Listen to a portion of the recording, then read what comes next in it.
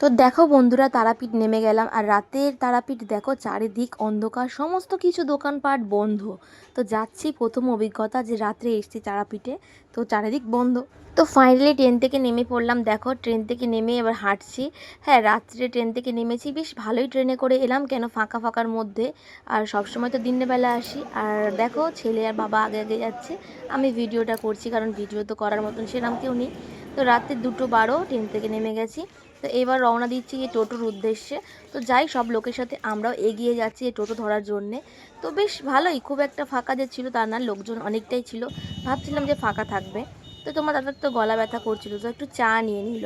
তো চাটা নিয়ে আমাকে একটু বলছে, তুমি টেস্ট করে দেখো, চাটা খেতে খুব সুন্দর। তো একটু টেস্ট করলাম, তা করে নিয়ে এবার একটু সেটা ভিডিওটাও বানিয়ে নিলাম তোমাদের সাথে। দেখো এখনও আমরা হোটেল খুঁজছি, এখনও হোটেল খুঁজে পাইনি। সব দিক তো পুরো অন্ধকার, সব কিছু বন্ধ। দেখি কোথায় হোটেল পাই। চলো, সেরকম কিছু দেখাও যাচ্ছে না, পুরোপুরি অন্ধকার। তা চলো, দেখো তারাপীঠে চলে এসেছি, পুরোপুরি অন্ধকার রাত্রি। দেখো চারিদিকে সব কিছু বন্ধ, আমরা এখন হাঁটছি রাস্তা থেকে। অবশেষে মায়ের মন্দিরে এসে পৌঁছেই গেলাম। তো মায়ের মন্দিরটা দেখো পুরোপুরি ফাঁকা। তো দেখে মনে হচ্ছে কখন আমি পুজো দেবো মাকে। এত ফাইনালি অনেকক্ষণ খোঁজার পর একটা রুম পেয়ে গেলাম। তো রুমে চলে এসেছি, এখন বাজে 3:20। তো এবার ফ্রেশ হয়ে নিই, ফ্রেশ হয়ে নিয়ে পুজো দিতে বেরিয়ে যাব। তো দেখাচ্ছি তোমাদের রুমটা, আমি একটু ঘুরে দেখাই। তোমাদের রুমটা দেখো কেমন লাগছে। তোমাদের রুমটা দেখো, আমাদের রুম এটাই অনেক কষ্ট করে পেয়েছি, কেন যেহেতু আজকে রোববার ছিল। রেডি হয়ে গেছি মন্দিরে যাওয়ার জন্য, এখন 3:45 মতন বাজতে যায়। তো তাড়াতাড়ি পুজোটা দিয়ে নিই, আর তোমাদের দেখাবো আমি কি করে পুজো দিচ্ছি, কতটা কি আছে না আছে, মন্দিরে ভিড় কতটা আছে। তো যখন এসেছিলাম তখন তো খুব ফাঁকাই ছিল, তো এখন জানি না কতটা ভিড় হয়েছে। তো আমি রেডি হয়ে গেছি, আমাকে কেমন লাগছে বলো। আর দেখো ওইদিকে সবাই, বাবা ছেলে দুজনেই রেডি হয়ে গেছে। তো তাদেরকে কেমন লাগছে দেখো, এই দেখো ছেলেকে দেখো, আর ওর বাবা গেছে বাথরুমে। তোমার দাদা তো পাঞ্জাবি পরতেই চায় না, পাঞ্জাবি পরতে বলেছিলাম কিন্তু ও তো পরবে না। তো ছেলেই পাঞ্জাবি পরেছে রেড কালারের, আর তোমার দাদা পরেছে একটা লাল গেঞ্জি পরেছে। এই এদিকে আসো, এই দেখো। তো চলো মন্দিরে যাই, আবার দেখা হচ্ছে তোমাদের সাথে। আর জন্য এই শাড়িটা কিনেছি, তার আমার জন্যে। তো মাকে এই শাড়িটা দিয়ে পুজো দেবো আজকে। দেখো মন্দিরে পুজো দেওয়ার উদ্দেশ্যে বেরিয়ে গেছি। চলো দেখি মন্দিরে কতটা কি আছে ভিড়। তো অনেকটা লাইন পড়ে গেছে, 4টের সময় খুলবে। তো চলো ফুল টুল কিনে নিই, নিয়ে পুজো দেবো। তো চলো, মন্দিরের সামনে চলে এসেছি, এবার মায়ের জন্য প্রসাদ দিয়ে নিচ্ছি। আর অনেকে আমাদের কাছে না পুজো দিতে দিয়েছিল, তা তার জন্য তাদের প্রসাদও নিয়ে নিচ্ছি। আর 2টো চূর্ণি নিলাম। তো আলতা সিঁদুর সমস্ত কিছু নেওয়া হয়ে গেছে, কিন্তু এবার শুধু ফুলটা পেলাম না। আর এখানে ফুল ছিল, আমার ঠিক পছন্দ হয়নি ফুলটা। তো আর দেখো ডালাটা নিয়ে আমি এগিয়ে যাচ্ছি মায়ের মন্দিরে পুজো দেওয়ার উদ্দেশ্যে। আর মালা খুঁজে চারিদিকে যে কোথায় মালাটা পাবো মায়ের জন্যে। তো মন্দিরের সামনেই মালা বসে দেখো। তো প্রতিবার তো পদ্মর মালা দিই, তো এবার আর পদ্মর মালা দিলাম না, এই মালাটা আমার খুব পছন্দ হয়েছে। তো মায়ের জন্য পছন্দ মতন একটা মালা কিনে নিচ্ছি, কেন মাকে পুজো দেবো বলে। আর একটু মালাটা একটু মনের মতন হওয়া দরকার, তো সেটাই করছি। আর ছেলে দেখো মালা নিয়ে পুজো নিয়ে ও আগে উঠে যাচ্ছে। তা আমি গিয়ে বললাম তুই আগে যেতে থাক, আমি তার পিছনে পিছনে যাচ্ছি। তো যেহেতু ভিড় হয়ে যাবে না, লাইনের একটা ব্যাপার আছে। তো দেখো ছেলে আগে উঠে যাচ্ছে, তারপরে আমি উঠছিলাম। আর তোমার দাদা পিছন থেকে ভিডিওটা বানিয়েছে, তো মানে ভালো ভালো ভালো ভিডিও তো বানাতে পারে না, তো তার জন্য যেটুখানি বানিয়ে দিয়েছে। আর মন্দিরের ভিতরে কতটা কি দেখাতে পারবো জানি না, কিন্তু মন্দিরে তো ফোন অ্যালাউ নেই। তো যতটা পারবো তোমাদের দেখাতে চেষ্টা করব। দেখো আমরা তো লাইনে দাঁড়িয়ে পড়েছি তাড়াতাড়ি, কিন্তু তারপরে লাইন দেখো পুকুরের ওপার পর্যন্ত লাইন চলে গেছে। ভাগ্যিস তাড়াতাড়ি এসেছিলাম, নাহলে অতটা দূরে দাঁড়াতে হতো।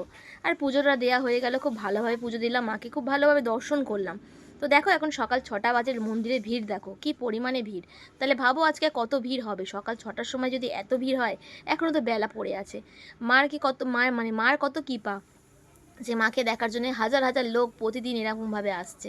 তো সেটাই তো আমাদের দেখানোর জন্য এই মন্দিরটা ঘোরাচ্ছিলাম, যে সকাল 6টার সময় এত ভিড়। তো ভালো ভালো পুজো দিয়ে নিলাম, এবার যাব কি মহাদেবকে পুজো দিতে। তো তারা আমাকে পুজো দেওয়ার পর মহাদেবকে পুজো দিতেই হয়। তো তার জন্যে মহাদেবের কাছে ফুল কিনে নিয়ে পুজো দিতে লাইনে দাঁড়িয়েছি। তা মহাদেবের এখানে তো খুব একটা ভিড় নয়, হালকা ভিড় আছে। তো মহাদেবকে পুজোটা আমি দিয়ে নিই। আর তোমার দাদা ছেলে নিচেই দাঁড়িয়ে আছে। তো ওরা আর ঢোকেনি, ওরা শুধু দর্শন করে নিয়েছিল আগে। তো তো পুজো দেওয়া হয়ে গেলে এবার শ্মশানে যাওয়ার উদ্দেশ্যে হাঁটছি। তো শ্মশানে যাব, তো শ্মশানে গিয়ে তো মার পাদুকা চরণ পাদুকা আছে, তো ওখানে পুজো দিতেই হয়, আর প্রতিবারই আমি ওখানে পুজো দিই। তো ওখানেই দেখো পুজোর মানে সব কিছু নিয়ে নিচ্ছি, মায়ের পা ধোয়ানোর জন্য আলতা সিঁদুর গোলাপ জল যাবতীয় যা যা লাগে সব কিছু নিয়ে নিচ্ছি। তো নিয়ে একটা পদ্মর দরকার ছিল, তো সেই পদ্মটা আমি পাইনি, তো তোমার দাদাকে পাঠালাম যে পদ্মটা তুমি নিয়ে আসো যাও। তো দাদা পদ্ম আনতে গেছে, আমি গিয়ে তখন লাইনে দাঁড়াচ্ছি। তো তোমার দাদা পদ্মটা নিয়ে আসুক, দেখো ওখানে বেশ ভালোই লাইন পড়ে গেছে।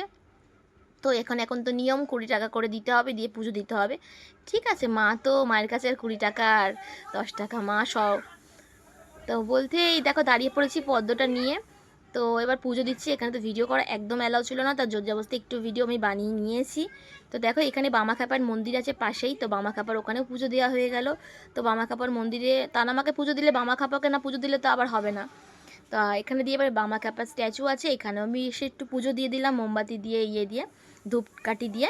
তো পুজো দেওয়ার পরে অবশেষে তারপরে এবার চলে যাব রুমের দিকে। তো এবার রুমের দিকে রওনা দিচ্ছি, পুজো দেওয়া হয়ে গেছে আমার। তো কিছু আমার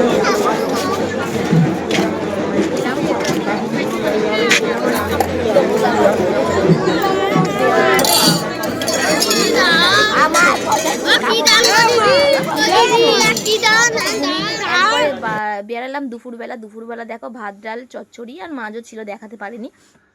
তো সেইটা খাওয়া দাওয়া করে নিচ্ছি, নিয়ে আবার গিয়ে ঘুমিয়ে পড়েছিলাম। আবার বিকেলে বেরিয়েছিলাম, তো এই শ্মশানে বসেছিলাম। দেখো তার আমার এখানে তো সেরকম একটা ঘোরার জায়গা নেই, আর আছে আমরা সেখানে অনেকবার ঘুরেছি, তো বারবার একই জায়গাতে ঘুরতে ভালো লাগে না। তো মার এখানে এসে মার এখানে বসে যা শান্তি, আর কোনো জায়গায় এরকম শান্তি পাওয়া যায় না। তো একটু বসে ঠসে সময় কাটালাম, কাটিয়ে এবার রাতে কি খাওয়া দাওয়া হবে। তো দেশি মুরগি খাবে, তো দেশি মুরগি অর্ডার মানে বানাতে দিলাম। আলু কিনলাম, চাল কিনলাম, কেন ভাত ছাড়া তো আমি থাকতে পারি না, তো ভাত খাবো আমি, আর চিকেনে আলু না থাকলে তো আবার পোষাবে না। তো সব কিছু কিনে রেডি করে দিলাম, আর মনের মধ্যে হচ্ছিল কখন কিছু আনন্দ। দেখো মার মন্দিরে গিয়ে এত পরিমাণে যে মা আমাকে দর্শনে পাবো না, কিন্তু একটা মিরাক্কেল ঘটে গেল। এই ব্যারিকেডটা টোপকে ভিতরে গেছিলাম, আর এই যে ভদ্রলোকটা দাঁড়িয়েছিল না, আমি যেখানে বসেছিলাম সেখানে কিন্তু মাকে দেখা সম্ভব ছিল।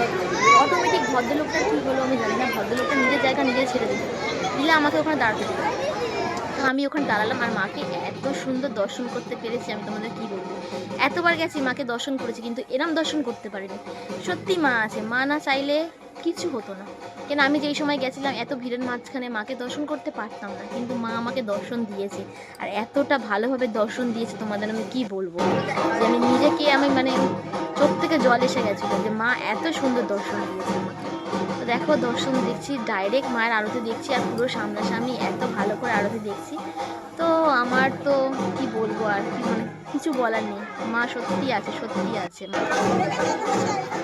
তো মার আরতি হচ্ছে আমি দেখছি, তো দেখা আরতি দেখছি মানে এটার জন্যই তো আশা তারা থেকে, মাকে পুজো দেবো, মার আরতি দেখবো, মাকে একটু সামনে থেকে দেখবো, এটার জন্যই এত দূর থেকে মার কাছে ছুটে যাওয়া, আর বারবার যেতে ইচ্ছা করে জানো তো, আমার মনে হয় সারাক্ষণেই যাই মার কাছে। মা নিশ্চয়ই চাইলে মা যদি চায় আবার যাবো মার কাছে, সেটা খুব তাড়াতাড়ি, মা যদি তাড়াতাড়ি চায় খুব তাড়াতাড়িই যাবো মার কাছে।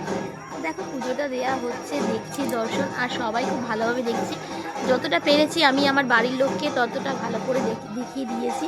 তো পুজো হয়ে গেল, একটু বাইরে বেরিয়েছি, বাইরে বেরিয়ে একটুখানি ঘুগনি খেয়ে নিচ্ছি, কেন ঘুগনি খেতে আমার খুব ভালো লাগে। তো ঘুগনিটা খেয়ে নিচ্ছিলাম, আর একটু ফুচকা খেয়েছি। তো বাইরে বেরিয়ে ঘুগনি আর ফুচকা খেলাম, এটাই আমার সন্ধ্যের টিফিন হয়ে গেছে, আর সন্ধ্যে সেরকম একটা কিছু খাইনি, তো এটা খেলেই আমার পেট ভরে গেছে। তো এবার যাব হোটেলের উদ্দেশ্যে, রাতে চলে যাই হোটেলের দিকে। আর তোমার দাদা একটুখানি চাইছিল যে আমি তো খেলাম এগুলো, কিন্তু তোমার দাদা তো খাবে অন্য কিছু, তো তোমার দাদা এখান থেকে একটুখানি পকোড়া নিয়ে নিচ্ছিলো, ভেজ পকোড়া, তো খাবে বলে, তো ওটা নিয়ে ওটা নিয়ে আমরা সবাই টিফিন করে নিলাম। এবার দেখো রাতের রাস্তাটা দেখো, কত লোকজন, কত দোকানপাট সব খোলা। তো কিছু প্রসাদ কিনে ডিনার করতে বসে যাচ্ছি, ভাত নিয়ে এসেছি, মানে ভাত বানাতে দিয়েছিলাম, আর এখানে হচ্ছে দেশি মুরগি, তো ওটা কিনে দিয়েছিলাম তখন দেখালাম তোমাদের, তো সেটা বানাতে দিয়েছিলাম, আর ভাত আর আমি মাংস দিয়ে খেয়ে নেবো।